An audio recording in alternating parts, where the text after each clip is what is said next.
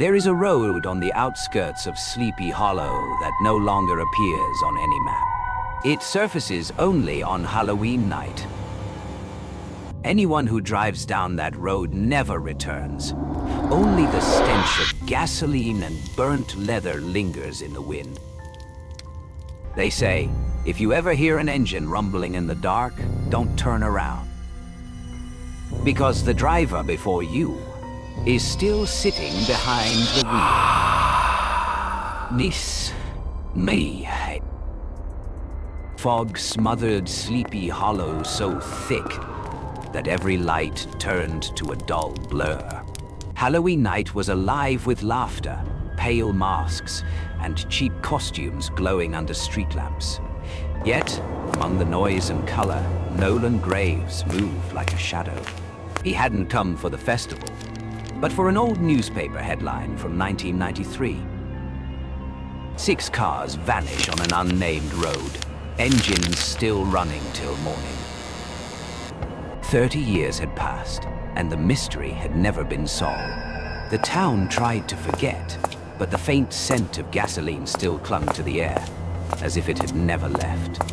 Along the cobblestone streets, people hung pumpkin lanterns and paper ghosts, but behind their windows, Nolan could feel cautious eyes watching. The name Hollow Road was still spoken only in whispers. Inside the town's old library, he sifted through decaying archives. The pages were brittle, the ink fading beneath the weight of time. A 1992 map marked a narrow route leading west into the forest, Hollow Road. On the town's current map, that route had vanished, replaced by a white void, as if it had been carved out with a knife. In the margin of one page, scrawled in pencil, was a note, "Do not turn on the headlights." Outside, a thin drizzle began to fall. Nolan walked back toward his rented room, passing moss-covered houses, where the wind moaned through chimneys like the sighs of something that did not wish to be awakened. At the last intersection, he paused. An old gas station still burned a single trembling yellow light. An elderly man sat beside a rusted pump, his eyes hollow as if they had seen too much. When Nolan approached, the man merely glanced up, saying nothing. Only the rattle of wind through tin and the dull clang of metal echoed between them. Then, from somewhere beyond the edge of sight, Nolan sensed movement. A sound low and distant, like an engine turning over in the dark. It wasn't coming from the main road, but from the forest, where the map turned blank. The noise sputtered, lingered, then faded, leaving behind the faint, acrid smell of burnt rubber in the damp air. Back in his room, Nolan opened his laptop and began to type the first line of his article. There are roads that only appear when no one is meant to see them. The cursor blinked, slow, steady, like a pulse. It reflected his weary face, hollow-eyed yet fixed on the darkness beyond the window. The fog was thickening. Somewhere out there, among the moldy hills, an engine was humming again. Steady, rhythmic, like the breath of something that had never stopped. When the clock struck 11:10 p.m., Nolan rose. The map lay open on the desk, a red circle drawn around the western woods, like an eye watching him back. He slipped the recorder into his jacket, locked the door, and stepped into the street. In the distance, the fog swallowed the horizon, as if all of Sleepy Hollow were dissolving into its own nightmare. Ibidi. The room he rented sat above an old tavern, its walls soaked in smoke and mildew. Through the window, Nolan Graves could see the western woods, where the night fog curled like the breath of something waiting to exhale. He sat at the desk, surrounded by flickering lamplight and scattered notes, yellowed articles, torn maps, fragments of local testimony, all forming a distorted mosaic whose center was a single missing road, erased from every official record. He switched on his recorder. His gravelly voice filled the silence, each word sounding less like research notes and more like confession. Years ago, he had written about places that didn't exist, crime scenes that the police refused to acknowledge. But this felt different. Something in Sleepy Hollow was calling him, as though the story hadn't chosen him by chance, but the road itself had summoned him. A small photograph rested on the desk. Martha, his late wife, smiling faintly in a frame smudged with dust. She had died in a car crash 5 years ago, on a rain-slick highway not unlike the one he was about to find. In the trembling light, her face faded, then vanished completely when the lamp flickered. Nolan's eyes lingered there, guilt rising with the whistle of wind through the cracked window. Memories flooded back, the nights she begged him to stop, the mornings he left chasing truths. And now, once again, he was preparing to drive toward what everyone else had learned to avoid. The clock read 11:37. Outside, the last echoes of Halloween faded, leaving only the hush of rain tapping gently on the tin roof. Nolan closed his notebook, checked his camera, flashlight, and the old town map dot. His phone's GPS showed nothing, a blank screen and a weak signal icon. But when he set it down on the desk, the display suddenly flickered to life. A thin line appeared, faint, trembling, unnamed, leading straight into the western forest. He stared at it as blurry words emerged from the haze. Hollow Road. The recorder on the table clicked on by itself, playing a low, steady rumble, the sound of an idling engine. The same rhythm he'd heard the night before. But there was no tape inside. No reason it should be playing at all. Nolan rose. His pulse raced, yet his eyes were steady. Curiosity had long since drowned out fear. He slipped on his jacket, gathered his gear, and descended the damp staircase. Outside, the wind whipped the fog into ghostly sheets that rolled across the street like a pale shroud spreading over the town. When he turned the key, the engine growled awake. The clock on the dashboard read 11:47 p.m. On the GPS screen, the phantom line glowed. A road with no name, winding deep into the black forest. Nolan drove toward it, unaware that behind him, the light in his rented room kept flickering, as if someone were still sitting there, watching him leave. Oh! The road out of town narrowed, hemmed in by crooked trees draped in wet moss. Nolan Graves drove slowly, tires crunching over gravel slick with rotting leaves. Ahead, the fog was so dense that his headlights became nothing more than two faint yellow orbs in a sea of white. No signs, no streetlights, no GPS signal. Only the steady hum of the engine echoing through a boundless, soundless dark. He gripped the wheel tighter, eyes straining to pierce the haze. Everything seemed to move in slow motion. The clock on the dashboard read 11:58. He blinked. When his eyes opened again, it read 11:12. Another blink, 10:46. A chill climbed his spine like cold electricity. He reset the dashboard clock, but the hands refused to move. Outside, the fog churned, thickening as though the road were devouring its own light. There was nothing now but the engine's rhythm, until, between the silences, came another sound. Another engine, deeper, rougher, somewhere ahead. Nolan slowed, peering through the glass. In the fog, a flicker of red, taillights. Another car. He accelerated, closing the distance to only a few yards. And then, without warning, the lights vanished, dissolved into the air as if they had never been there. He stopped, killed the engine, listened. The fog was absolute silence. When he opened the door, cold moisture filled his lungs, carrying the acrid tang of gasoline and burned rubber. On the road, tire tracks, slick and fresh. But they stopped abruptly a few meters ahead, ending in emptiness. Nolan crouched, fingertips brushing the cold gravel, feeling the presence of someone who had been there only moments before.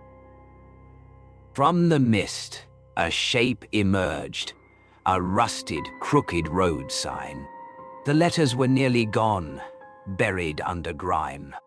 He wiped away the filth with his sleeve. In the beam of his flashlight, 2 words appeared: Hollow Road. Beneath them, a single handprint, faint, pressed deep into the dust, as though someone had clawed at the sign before disappearing. The wind rose, pushing the fog into swirling columns that whispered like human voices.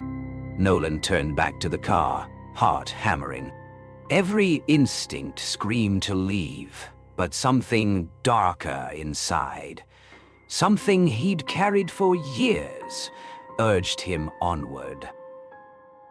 He started the engine. The tires rolled forward over wet gravel, each turn groaning like a sigh. For a fleeting moment, the fog thinned, and in that fragile gap, he saw them. Cars, dozens of them, parked on both sides of the road. Engines running, headlights burning, doors open. No drivers, no movement. Only the synchronized hum of machinery, engines droning in perfect rhythm, a mechanical choir, breathing gasoline and despair. Nolan froze, eyes wide, as the fog surged again, swallowing the lights one by one. Only the sound remained, the endless mechanical heartbeat merging with his own. In his trembling hand, the recorder buzzed to life, unprompted. It played back a voice, his own from the night before.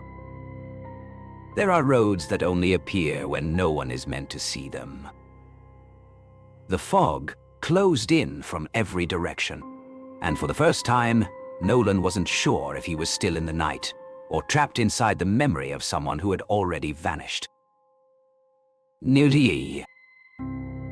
The night fog had thickened into something like wet cement, swallowing the beams of Nolan Graves' headlights within a few feet. He no longer knew where he was. The road twisted endlessly ahead, stripped of signs, homes, or sound. Only rows of dead trees lined either side, like silent witnesses to an execution long foreseen. His car shuddered intermittently, the engine growling low and uneven. The fuel gauge dropped faster than it should. Nolan glanced at the dashboard. It was past midnight. He decided to stop, stepping out into the cold, letting the damp air stab at his face. The air carried the stench of burnt gasoline, damp metal, and something faintly sweet, like roasted flesh, the smell that had haunted him since the accident he'd covered a decade ago. Something glowed faintly through the haze, headlights. He moved closer. A vintage Chevy Impala sat motionless in the middle of the road, engine idling steadily. The driver's door hung open. The cabin lights flickered, casting a weak yellow pulse across the scratched dashboard. On the passenger seat lay a torn paper map, dot-dot. Nolan picked it up. The roads were drawn by hand, crude and shaky. Across the center, written in smeared ink, "Turn back before the hum stops." He turned toward his own car and froze. Behind him, deeper in the fog, more lights appeared. One pair, then another, then another. Headlights blooming in the mist, aligning like eyes staring straight at him. There was no sound of engines, yet the glow grew harsher, blinding. Squinting, Nolan realized each vehicle was running, but none had a driver. The sound came all at once, engines revving, howling, rising to a deafening roar. The ground trembled beneath his feet. It was as if the road itself had come alive. Nolan stumbled backward, slipping into a ditch of freezing water. From the fog, an old Ford shot past him, missing by inches, empty. Its windshield was opaque with grime, reflecting his own terrified face before vanishing into the white smoke without a trace. He understood then. He was surrounded by them, an entire procession of ghostly cars, engines growling, brakes hissing, accelerators roaring with no one behind the wheels. Each license plate bore a different year: 1993, 2001, 2014. These were the drivers who had entered Hollow Road and never come back. The radio inside Nolan's car suddenly crackled to life. A man's voice whispered, soft and deliberate. "You shouldn't have come here, Nolan." He sprinted back, slammed the door, heart hammering against his ribs. But when he looked into the rearview mirror, his breath caught. Someone was sitting in the back seat, faint, motionless, staring out the window. No face, no movement, only the blurred outline of a half-burned coat. The engine roared on its own. The speedometer needle began to spin. The radio hissed with a jumble of voices, dozens of them, layered and overlapping, whispering and wailing in static, the sound of every soul trapped on this cursed road. Nolan screamed, yanking the gear shift, but the car refused to obey. The headlights surged to full brightness, blinding white, and in that fleeting flash he saw them ahead. Dozens of driverless cars, perfectly aligned, engines roaring in unison.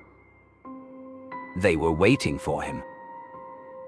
The hollow road screamed like a living machine, its chorus of engines rising to a single monstrous howl, and at its center, Nolan Graves was simply next in line.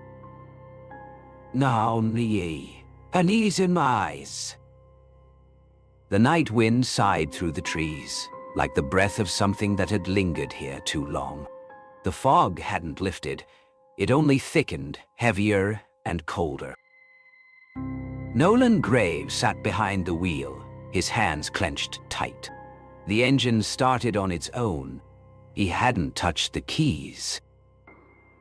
Its rhythm was steady, not the mechanical hum of a car, but the heartbeat of the road itself, of something alive beneath the black asphalt. On the windshield, the fog gathered into the shape of a hand. It slid down slowly, leaving a trail of frost behind. Nolan froze. He glanced at the passenger seat, empty. But in the rearview mirror, the faceless man sat in the back seat, his head tilted, staring out the window. The road ahead stretched into infinity, no beginning, no end. The headlights of dozens of cars flickered in the mist like candles on a grave. Then the radio crackled. The static shifted. A voice came through, old, distant, familiar. On Halloween night, 1993, 6 drivers vanished. None were ever found. But when police arrived, their engines were still running. It was his own voice, his broadcast from over 30 years ago. Nolan tried to scream, but his throat locked tight, the sound escaping only as a dry rasp. The speedometer began to rise on its own, 20, 40, 70 miles an hour. The car surged forward.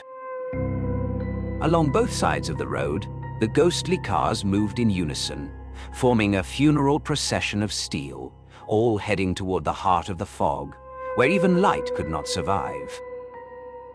A whisper came, unclear whether from the radio or from inside his head. Every road leads somewhere. The question is, who's driving? The figure in the back seat vanished. But in the front seats of the other cars, faces began to appear, blurred, half-burned, half-faded. Nolan knew them. Every one of them. Victims of the Hollow Road. Names he had once written in his reports, now staring back at him through the mist. His car stopped suddenly. The odometer spun backward. The lights went out. Silence fell, except for the steady hum of an engine still running somewhere in the dark. Me! At dawn, a patrol car discovered a silver sedan parked in the middle of Sleepy Hollow Road. The engine was still running. Headlights still on. Doors opened. No driver inside. On the passenger seat lay a weathered leather notebook. The last line, scrawled in trembling handwriting, read, "Turn back before the hum stops." One officer reached in and turned the key. The engine died with a soft sigh. And in that moment, from deep within the fog, they heard another engine start, steady, cold, echoing far beyond sight. The road was empty. But the Hollow Road had never truly stopped. Care